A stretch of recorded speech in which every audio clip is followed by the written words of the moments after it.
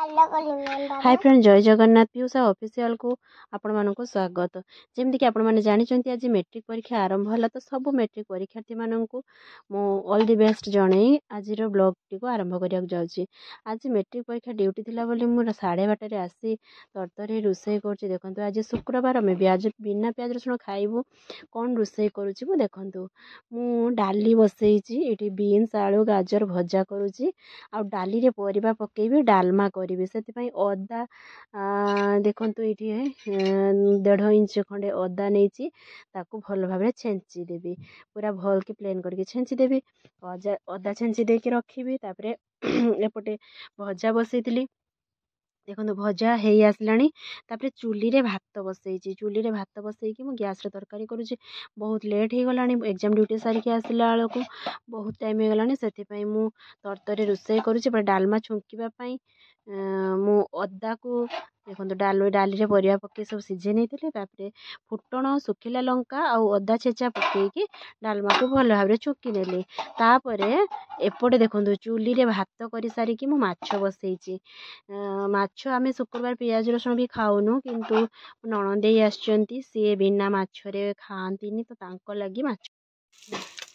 Hi friend जय जगन्नाथ हमर आज माछ होची आमे एक्चुअली शुक्रवार पियाज रसुण किसी भी खाऊनु हम साधा होची भेणी अछंती तो नणंदे अछंती तो तांको पई माछ होची सब रेसिपी मु जेमती सब दिन शेयर करे आज भी शेयर करबी चलतो देखिबा केमती कोन मु करूची आसन। तो देखो ये माछ को मुझे भाजी नेली भल भाव में माछ को उठी आणिकी से तेल टे बैगण को पकेली बैगण को टिके लुण हलदी देकी टिके खाली संतुली नेबी तापर से तेल टिके घोड़े देवी तापर सोरिष पियाज जीरा लंकार गोटे पेस्ट मु बनई सेटा को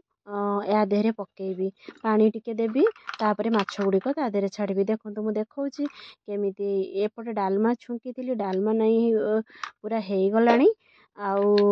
देखो डालमा केते बढ़िया होची एपटे बिलाती खट्टा करली टमाटो खट्टा कली टमाटो को कंचा लंका सोरिष दे खट्टा कली आउ इटा माछरे पकेबी देखो पानी टा ढालिले ना बहुत बढ़िया तापर ये माछ पकईदेली माछ होला माछ भी हो देहरे बैगण सीझीज और पानी बेसर पानीटा मरीज बहुत सुंदर हो सबकि प्रस्तुत हो गला मु डालमारे टिके जीरा भाजी गुंड कर पकईदेली गोटे गरम मसला देदेली एवं चलते देखा आम केमी सब खाऊ समस्ते कौन खाऊ चलते देखा। हाय फ्रेंड जय जगन्नाथ माछ एते सारा आइटम सब खाई सालुनी नहीं एटा होची भजा एटा तरकारी डालमा सेटा एटा खट्टा भात भात पूरा एती आ माछ खाली तो पैसा दिया खाई सारे।